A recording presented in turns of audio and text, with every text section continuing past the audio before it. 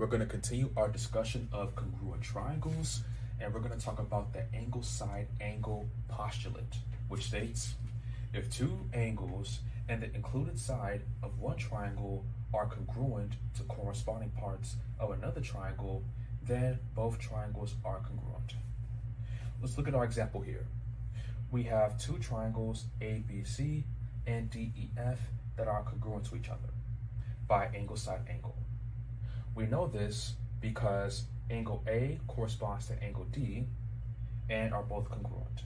Hence, they have the same number of rings. Side length AB is congruent to side length DE, and they correspond.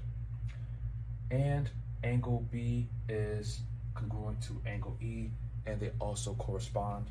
Therefore, both triangles are congruent by angle side angle. And you will read it as this: angle side angle, angle side angle. Okay? So when you read it, you have to start at the same corresponding angle and end at the same corresponding angle. So that's it for angle side angle. In our next video, we're going to show an example. And if you like this video, please give it a like and follow my channel for more math tutorials.